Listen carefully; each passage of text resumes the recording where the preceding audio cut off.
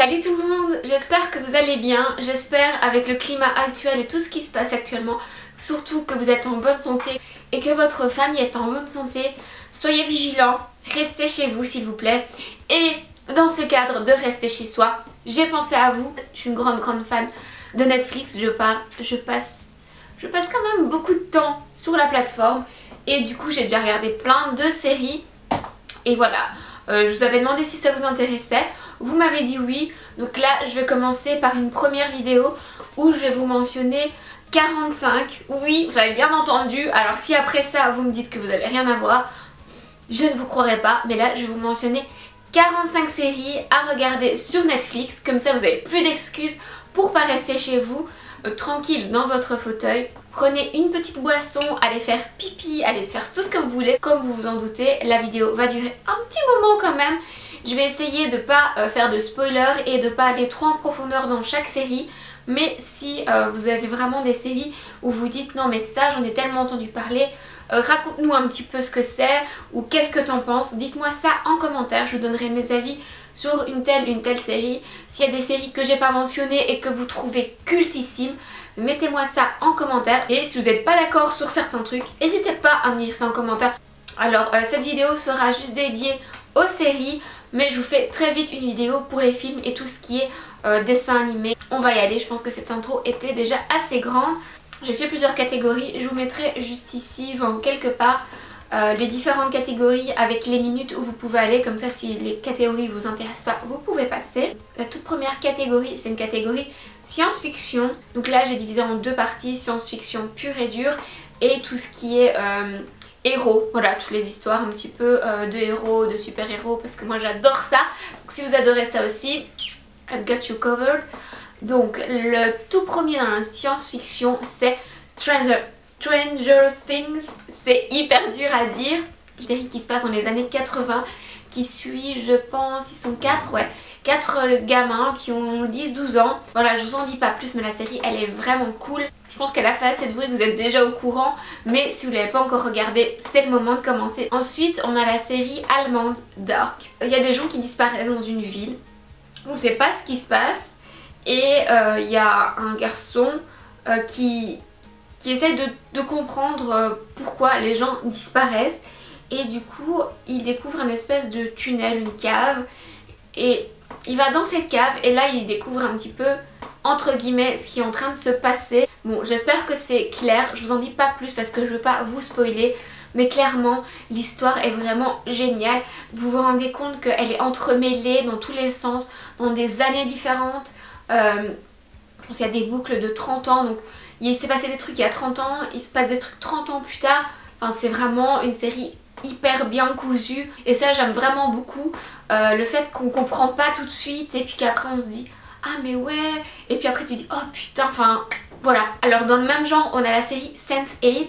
Là franchement on accroche ou on n'accroche pas, mais moi j'ai vu le premier épisode, j'étais là, oh.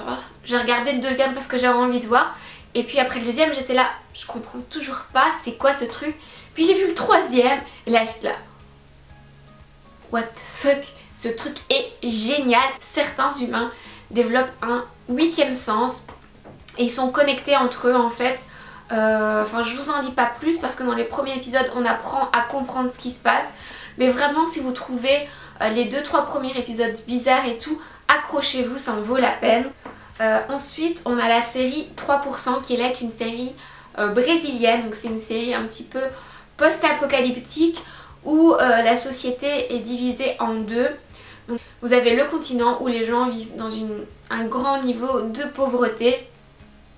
Et vous avez, je sais plus comment ils appellent ça, mais en gros c'est une île où seulement 3% de la population peut aller. Et pour pouvoir aller sur cette île, vous devez passer des tests que vous passez quand vous avez vos 18 ans. C'est vraiment hyper bien fait, le processus de sélection pour aller sur cette île, les gens qui sont contre ce processus, enfin il y a vraiment plein de trucs vraiment hyper sympas. Ensuite dans les séries toujours un petit peu chelou science-fiction, on a Black Mirror.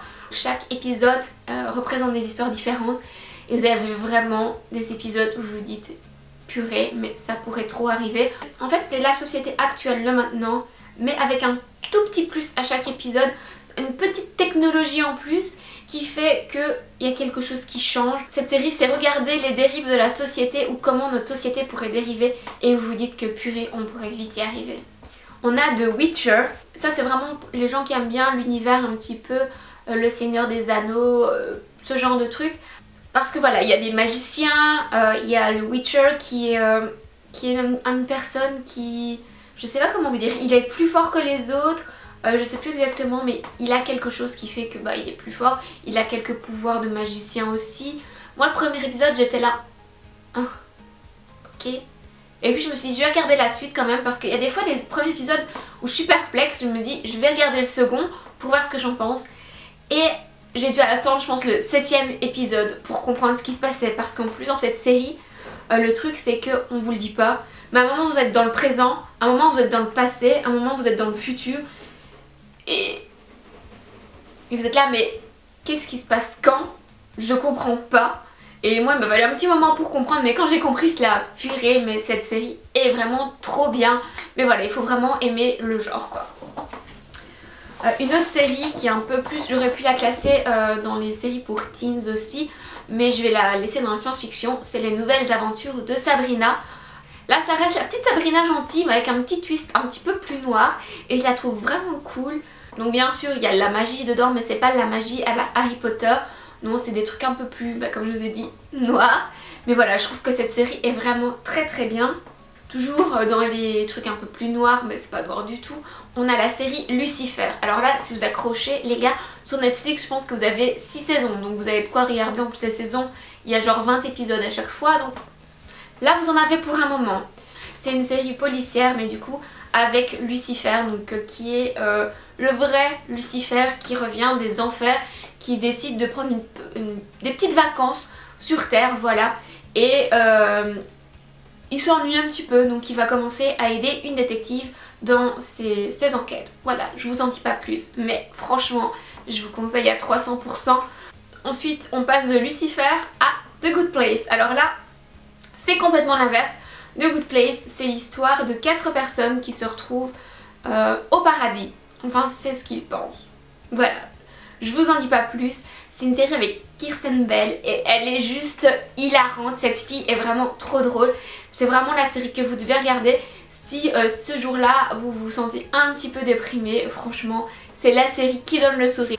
Donc voilà pour la science-fiction, on va passer à tout ce qui est héros. Alors la toute première, celle que j'ai vraiment surkiffé et donc j'attends la suite, c'est The Umbrella Academy. Vous suivez des espèces d'élèves qui ont chacun des super pouvoirs. Vous les voyez un petit peu quand ils étaient jeunes, mais là c'est surtout comment ils ont évolué en tant qu'adultes et comment ils ont réussi à s'insérer dans la société, s'insérer ou pas. Et la série commence avec le père qui, enfin le patriarche parce que je pense que c'est pas vraiment leur père, qui disparaît. Voilà. Ensuite il y a Titan, il y a Robin dedans, il y a d'autres super-héros mais un petit peu moins connus, donc si vous connaissez les super-héros vous les reconnaîtrez. Non en fait je vais pas vous raconter, regardez la série. Alors ensuite il y a Flash. Flash qui vient, en plus il vient de mettre une nouvelle saison et Flash c'est tout simplement l'histoire d'un gars qui fait des expériences dans un labo. Donc, le labo explose, toute la planète est irradiée et certaines personnes prennent les radiations en pleine tronche comme on peut dire et deviennent des méta-humans. Et Flash, c'est le cas en fait, il se prend les radiations et du coup il peut courir très très vite. En fait ce que j'aime dans cette série c'est l'acteur qu'ils ont choisi pour Flash. Il est... Je sais pas, il est choupi, il a du charisme, il est vraiment chouette et je trouve que c'est lui qui fait que cette série est vraiment aussi bien. Je pense que le scénario aussi fait en sorte que la série est bien. Alors une autre série de héros qui est vraiment très très bien, qui est plus sombre par contre que Flash. Flash est assez léger comme série. Daredevil est beaucoup plus sombre. Donc c'est une série qui se passe à New York. Daredevil habite dans Hell's Kitchen et lui en fait c'est un avocat aveugle qui veut combattre le crime parce qu'il en a marre, il voit tous les pourris en fait dans son métier tous les jours vu qu'il est avocat. Il voit que le système en fait ne fonctionne pas parce qu'il y a tellement de pourris que il en a marre et il prend tout ça dans ses propres mains bien sûr. Une autre série, c'est Gotham. Là vous avez de quoi faire aussi, il y a plein de saisons sur Netflix. Et Gotham, ça retrace tout simplement l'histoire de Bruce Wayne, donc de notre ami Batman, quand il était plus jeune. On voit comment se développe, comment se créent plein de personnages qu'on adore dans Batman, Catwoman, Poison Ivy, le Joker bien sûr, enfin c'est vraiment cool et c'est hyper intéressant, donc voilà. Et la petite dernière, celle-là est plus légère mais je l'ai vraiment bien aimée. En anglais ça s'appelle Raising Diane, ou en français c'est Comment élever un super-héros. Et en fait c'est un petit garçon, je pense qui doit avoir 6 ou 8 ans je pense, qui découvre du jour au lendemain qu'il sait faire des trucs. Genre il se rend compte d'un coup qu'il sait bouger des objets en y pensant tout simplement. Imaginez-vous être un gamin de 8 ans et vous vous rendez compte que vous avez des super pouvoirs. Voilà, c'est exactement ça. Et du coup il essaye de le cacher mais sa mère s'en rend très vite compte. Et elle essaye tout simplement de gérer ce gamin de 8 ans qui se rend compte qu'il a des super pouvoirs. Elle essaye de le cacher aussi parce qu'elle se rend compte qu'il y a peut-être des gens qui voudront l'examiner. Mais voilà, elle a peur pour son fils. Franchement, la fin de la saison, je m'y attendais tellement pas. Alors on va passer à la catégorie que j'ai nommée Teens, parce que c'est des séries un petit peu plus pour ados, jeunes adultes. La toute première, c'est Insatiable. Ça parle de phénomènes qui arrivent à beaucoup de jeunes filles, c'est-à-dire la boulimie, l'anorexie, la dépression, mais tout en gardant un côté très décalé et assez amusant à regarder. Donc voilà, on suit Patty. Patty en fait était en surpoids et elle s'est fait péter le nez, voilà, au tout début de l'histoire, elle se fait péter le nez et du coup elle peut pas manger comme elle veut pendant X temps, ce qui fait qu'elle perd beaucoup de poids. Et quand elle se fait péter le nez, elle se fait péter le nez par un clochard, un sans-abri, et du coup elle lui pète le nez en retour aussi, hein, parce qu'elle se laisse pas faire la fille.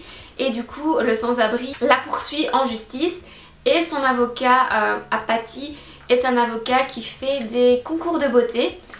Et il voit quelque chose en Patty, qui vous allez voir est une très jolie fille, et il décide de lui proposer de faire des concours de beauté. Je vous en dis pas plus, mais Patty est une vraie psychopathe. Donc voilà, ça c'est pas que les concours de beauté, il y a vraiment plein de thèmes qui sont abordés. Ensuite, beaucoup moins rigolo, 13 Reasons Why, donc 13 raisons pourquoi, où on suit l'histoire de Anna qui se suicide tout au début de la série et en fait elle laisse 13 cassettes. Je pense que cette série, vous devez la connaître. Si vous ne l'avez pas encore regardée, c'est le moment de la regarder. J'ai vraiment beaucoup aimé la saison 1 et la saison 2. La saison 2, il y a vraiment des épisodes qui sont hyper choquants. Il y a quand même des images assez graphiques, mais je trouve que ça reprend vraiment beaucoup de sujets qui sont pas assez abordés et dont il fallait qu'on parle. Alors, beaucoup plus léger par contre, on a Sex Education qui suit l'histoire d'un gamin dont la mère est... c'est quoi son titre? Sexologue. Enfin voilà, elle est sexologue. Merci la lumière qui n'arrête pas de changer. Et du coup, il décide d'aider un petit peu les gens dans son école qui ont besoin de conseils sexe parce que il se rend compte que les cours d'éducation sexuelle c'est vraiment n'importe quoi dans son école et du coup il donne ses propres conseils, il les fait payer, enfin bref, la série est vraiment très marrante. Alors on a aussi On My Block. Là c'est complètement différent, ça suit l'histoire de jeunes, donc je pense qu'ils sont portoricains, pas tous mais bref, ils sont 4, donc 3 garçons et une fille, et c'est la fille qui revient de vacances et elle a changé, physiquement vous voyez, elle a changé, les garçons sont tous là, waouh, enfin c'est assez marrant. Mais il n'y a pas que ça en fait, donc la série je trouve qu'elle a vraiment tout. Les personnages sont assez jeunes, mais ça se passe aussi dans le contexte des gangs. Il y a un des 4 jeunes dont le frère est dans un gang qui fait de la prison et c'est très dur pour lui aussi de ne pas tomber dans ce gang et ses amis essayent de l'aider. Enfin vraiment c'est triste, c'est drôle, il y a de l'amour, enfin il y a vraiment tout, cette série elle couvre tout donc franchement regardez au moins 1 ou 2 épisodes, laissez-lui sa chance parce que c'est vraiment bien. Il y a une autre série qui s'appelle Atypical. Bon ça se dit pas comme ça en anglais mais on s'en fout, où on suit un jeune autiste, donc les difficultés de sa vie mais aussi les moments forts, les moments drôles. Il a une sœur donc c'est pas basé que sur lui, Il se passe aussi des trucs avec ses parents, avec sa soeur, donc ça suit un petit peu toute la famille. Mais la série est vraiment chouette. Bien sûr, on a Riverdale. Je pense que là, vous devez connaître. Si vous connaissez pas, c'est le moment de commencer. Par contre, je vous avoue que les dernières saisons... Voilà, cette série en fait c'est vraiment un whodunit, donc à chaque fois c'est qui a tué qui, comment cette personne est morte, enfin à chaque fois voilà, ou comment, qui est le méchant. À chaque saison il y a un nouveau meurtre, il y a un nouveau méchant, il faut trouver qui c'est. Voilà. Après les personnages sont bien, Archie est vraiment canon. Véronica elle est hyper jolie, en plus c'est une girl boss comme on les aime. On a aussi Cheryl qui est genre girl boss, enfin...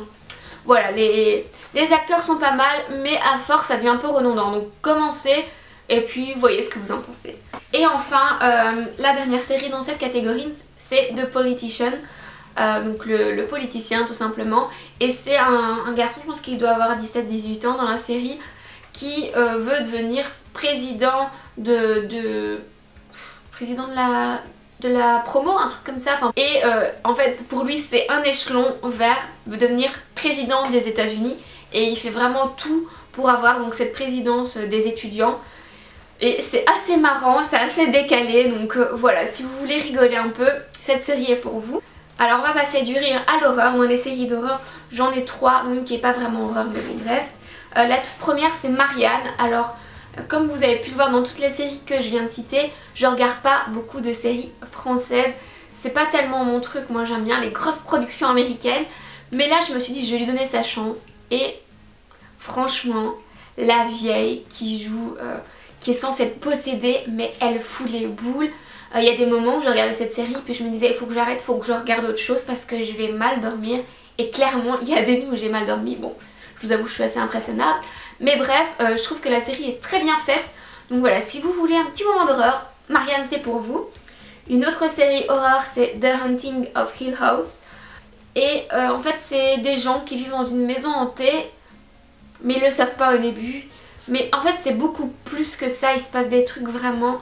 encore une fois c'est très imbriqué, enfin voilà...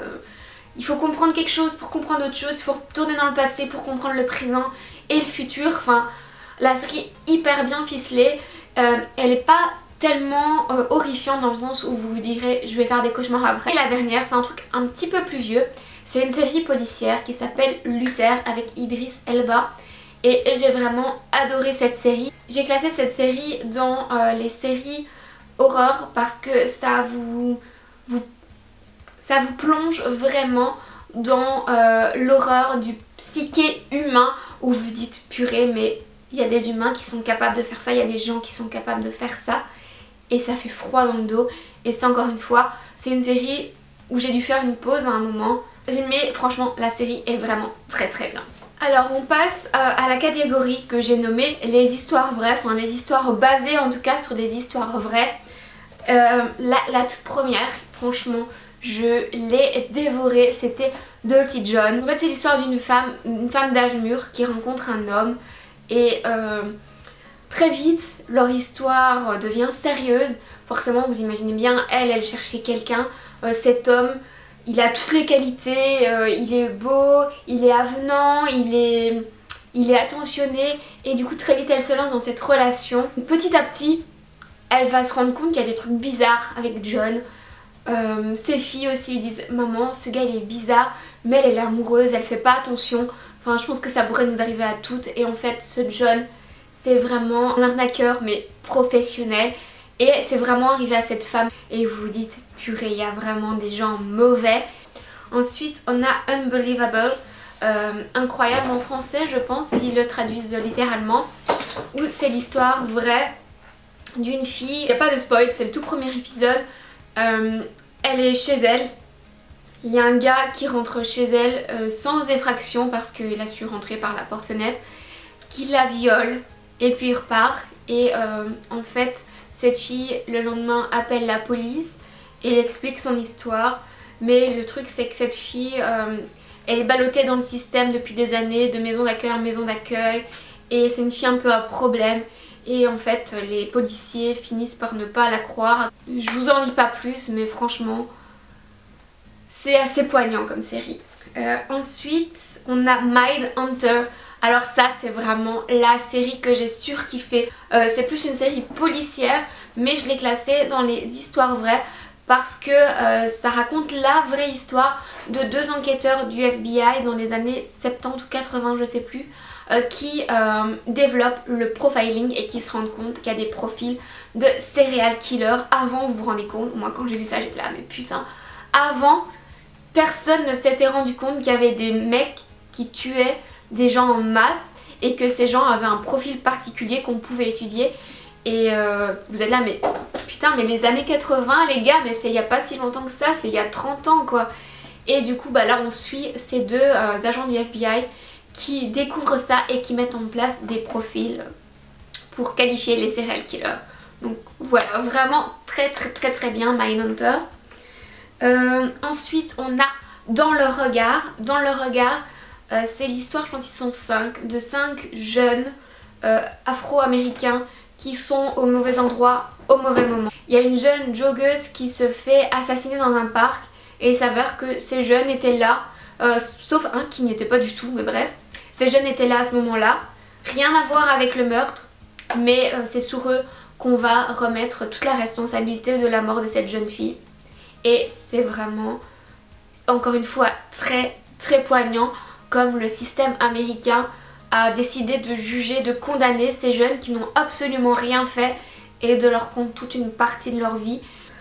Toujours hyper intéressant. C'est une histoire que j'ai entendue mais j'étais assez jeune, je pense que ça s'est passé dans les années 90 tout début 2000. C'est la disparition de la petite Maddie McCann, donc cette petite fille qui avait 3 ans je pense à l'époque, ou 5 je sais plus, qui a disparu pendant que leurs parents étaient en vacances au Portugal. On compte de vraiment plein de choses mais pas que ça, et c'est ça que j'ai vraiment trouvé intéressant parce qu'il y a d'autres reportages sur Netflix sur les disparitions d'enfants, mais celui-là va plus loin en fait.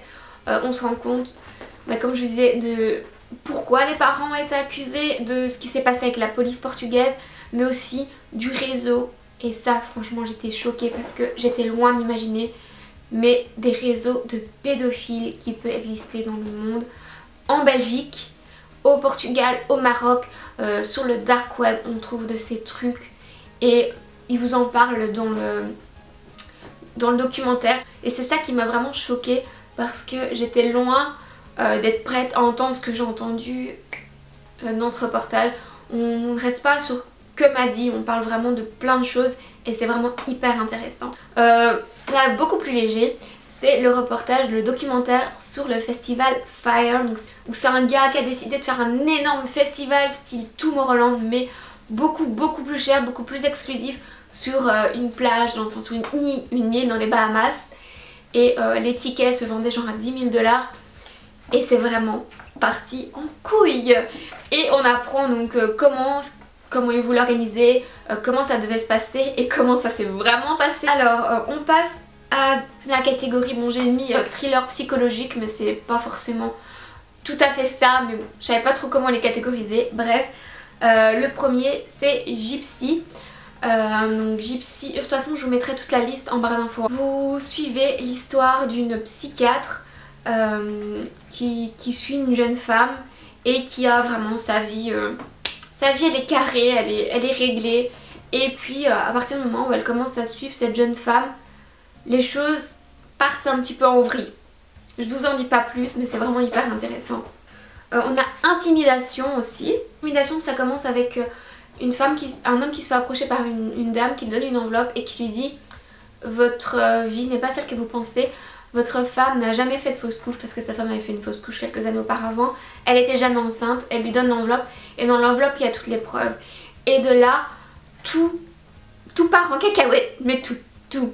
Et vous vous rendez compte qu'il y a vraiment plus de choses encore. Moi c'est ce que j'aime bien, c'est quand les histoires sont toutes connectées et on s'en rend pas compte au départ et à la fin tout prend son sens et vous êtes là « Ah ouais, ah oui, j'avais pas vu ça venir quoi ». Et vraiment l'histoire est hyper bien faite. Vous avez You, bien sûr, je pense que vous en avez entendu parler, où là vous suivez un gars complètement psycho qui fait une fixette sur une fille. Voilà, je vous en dis pas plus. La saison 1 était très bien et la saison 2 était tout aussi bien. Alors on a aussi Good Girls.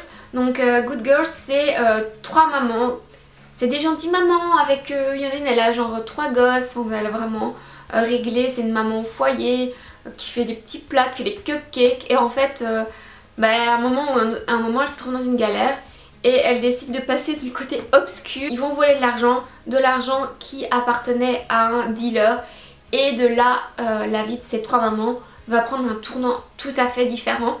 Donc c'est assez intéressant, c'est assez cool à regarder. Vous avez la série aussi Dead to Me. Donc Dead to Me, ça suit 2 femmes. La première, c'est une femme qui vient de perdre son mari. En fait, son mari s'est fait écraser par un chauffeur qui a fait un délit de fuite. Donc il a écrasé, il est parti. Et donc elle va à un groupe d'entraide psychologique, même si elle ne veut pas trop y aller. Et là, elle rencontre une autre femme qui est dans ce groupe d'entraide psychologique parce qu'elle fait des fausses couches à répétition. Et cette femme qui fait des fausses couches à répétition se prend d'amitié et vraiment elle force un peu l'amitié quand même avec l'autre. Et puis on se rend compte que ça cache peut-être quelque chose. Voilà, je vous en dis pas plus. Et on a The Sinner. Là j'ai plus en tête la saison 2 que j'avais moins aimé que la saison 1. Mais c'est aussi un thriller, là c'est vraiment un thriller psychologique avec des gens qui meurent. Et on sait qui l'a fait mais on comprend pas pourquoi la personne l'a fait. Et... c'est retracé pourquoi c'est arrivé et vous vous dites qu'en fait parfois il y a plus qu'une vision d'une histoire et là c'est exactement le cas dans cette série.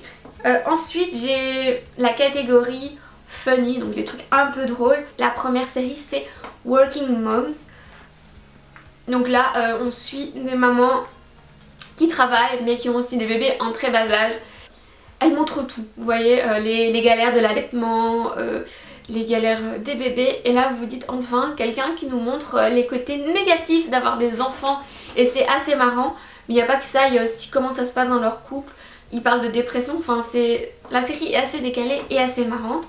Tant qu'on est en train de parler de maman, il y a aussi la série Yummy Mummies. Donc ça c'est plus une sitcom, une télé-réalité où on suit, je pense qu'elles sont trois mamans australiennes qui se font appeler les Yummy Mummies parce que ce sont des mamans, mais elles sont top biches, elles sont toujours apprêtées, genre c'est les Kardashians des mamans. Et il y a une 4e maman qui essaie de rentrer dans le groupe, enfin ça fait des histoires entre nanas, c'est trop marrant. La 3e dans les séries marrantes, j'ai mis Plan Cœur, donc là c'est enfin une série française où c'est cette fille qui galère trop à trouver un mec et ses copines décident de lui faire un rendez-vous à arranger mais sans qu'elle le sache avec un gigolo. Le gigolo il est vraiment mignon. Et du coup comme vous l'imaginez ça part un petit peu en vrille mais c'est assez marrant à regarder. Alors enfin je finis avec la catégorie nouveautés, donc des trucs les plus récents qui ont été mis, qui sont assez intéressants, et la catégorie à voir. Donc quand j'ai fait mes recherches j'ai trouvé plusieurs séries que je n'ai pas encore regardées mais qui sont vraiment apparemment à voir. Dans les nouveautés on a I'm Not Okay With This. Je vais regarder la traduction en français mais de toute façon je vous mettrai comme je vous dis en barre d'infos. Donc là on suit une fille qui se rend compte un petit peu comme elle veut un super héros. Elle a 15-16 ans et elle se rend compte que tout d'un coup comme ça elle développe des pouvoirs, aussi des pouvoirs un petit peu psychiques. La série est très légère, elle est marrante et voilà. On a aussi Lock and Key. Donc ça j'ai vraiment beaucoup aimé, je l'ai dévoré en une semaine.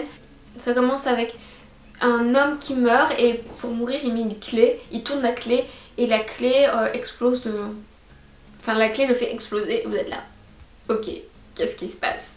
Et puis t'as une famille qui déménage dans une ville, dans leur ancienne maison parce que le papa est mort.